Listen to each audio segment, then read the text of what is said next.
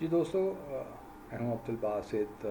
امریکہ اور بھارت کے درمیان حال ہی میں ایک معاہدہ ہوا ہے جس کے تحت امریکہ بھارت کو 31 MQ-9B آرمڈ ڈرونز دے گا، اور ان کی مالیت تقریباً 3 بلین سے کچھ زیادہ ہے۔ اب اسی بیک ڈراپ میں پرائم منسٹر مودی جو ہیں بھارت کے، وہ امریکہ کا اسٹیٹ وزٹ کرنے جا رہے ہیں، اور 22 جون کو ان کی ملاقات ہوگی صدر بائیڈن سے وائٹ ہاؤس میں، اور پھر اسی رات شب کو صدر بائیڈن پرائم منسٹر مودی کو عشایہ بھی دیں گے۔ اس کے علاوہ وائس پریزیڈنٹ کیملا ہارس اور secretary of state Antony Blinken, وہ بھی ایک جوائنٹ عشایہ بھی دیں گے پرائم منسٹر مودی کے آنر میں۔ پھر کانگریس کی جانب سے بھی ایک ہوگا، کیون مکارتھی جو ہیں ہاؤس آف ریپرزینٹیو کے اسپیکر ہیں، اور ساتھ میں جو چارلس شومر ہیں جو کہ میجورٹی پارٹی کے لیڈر ہیں سینٹ میں، تو وہ مل کر ایک ان کے آنر میں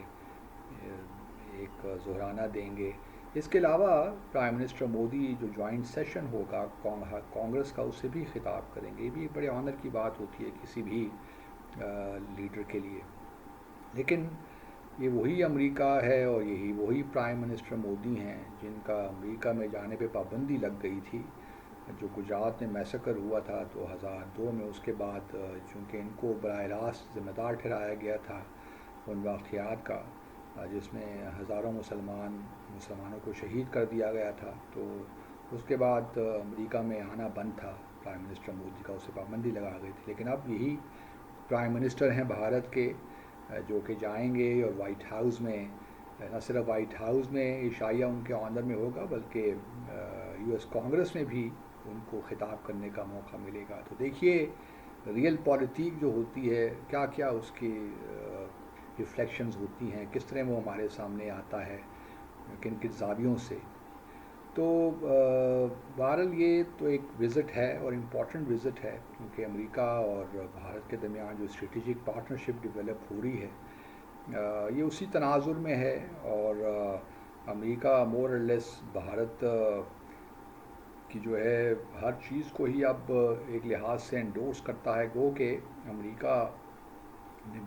مختلف لیولز پہ بھارت کو یہ ضرور اپنا ایک ناراضی کہہ دیں یا اظہار کیا تھا کہ آپ لوگ روس کے ساتھ کھڑے ہیں، اور یوکرین کانفلکٹ میں جو پوزیشن آپ لوگوں نے لی ہے وہ اتنی اچھی نہیں ہے۔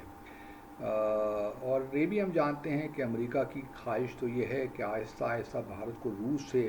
دور کیا جائے، اور خاص طور پہ جو بھارت کی ڈپینڈنس ہے امریکی اسلحے سے، وہ کم سے کم کی جائے۔ وہ کہ ایک پروسیس ہے، لانگ ٹرم پروسیس ہوتا ہے، کیونکہ اس وقت بھی جو بھارت کی انوینٹری ہے اس میں 60-70% وہ رشین جو اسلحہ بیسڈ ہے اس پہ۔ تو یہ ہو نہیں سکتا کہ میجک وانڈ ہو، آپ نے اس کو لہرایا اور تمام چیزیں اکثر چینج ہو گئیں۔ یہ پروسیس ہے، ٹیکس ٹائم، اور امریکہ کو بھی اس بات کا ادراک تو ہے۔ تو لیکن وہ آہستہ آہستہ کوشش کریں گے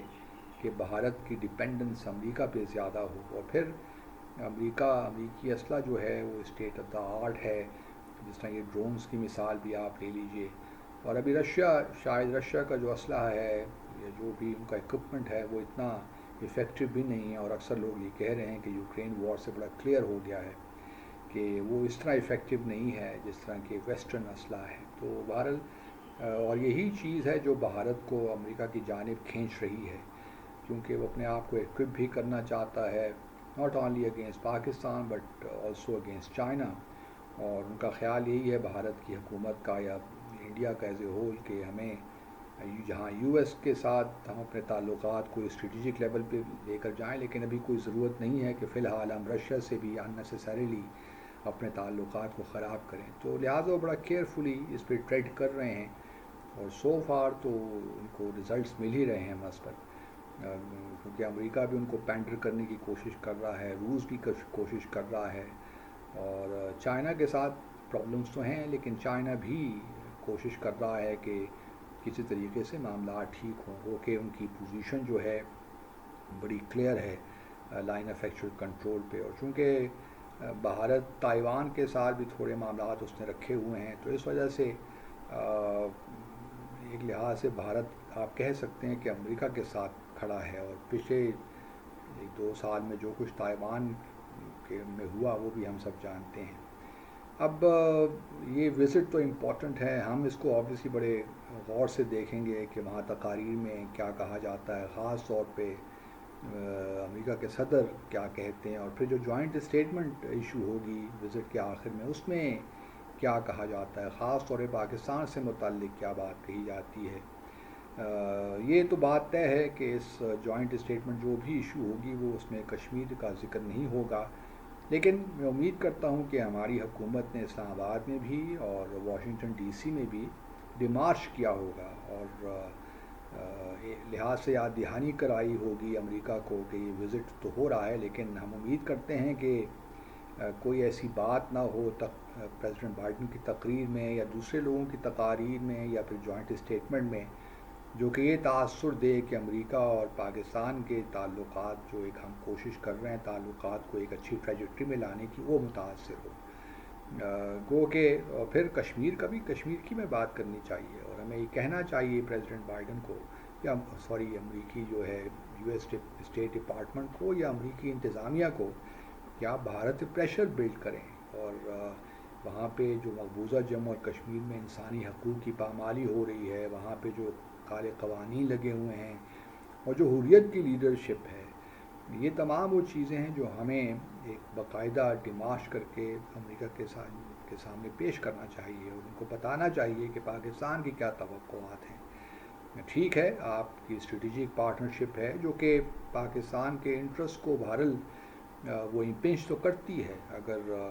امریکہ بھارت کو یا عام ڈرونز دے رہا ہے یا اور اسلحہ پرووائڈ کرے گا تو اس سے خطے میں ایک ریجنل جو بیلنس ہے وہ تو خراب ہوگا، اور ہم مزید ایک لحاظ سے آرمز ریس میں اس خطے کو جو ہیں جھونک رہے ہیں۔ وہ باتیں تو اپنی جگہ پہ ہیں، لیکن ہمیں بہرحال ضرور ڈیمارش کر کے یہ بتانا چاہیے امریکہ کو کہ آپ ذرا پرائم منسٹر مودی سے ان پہ انسسٹ کریں کہ حریت لیڈرشپ کو رہا کریں۔ یاسین ملک کو مثال کے طور پر ان پہ ایک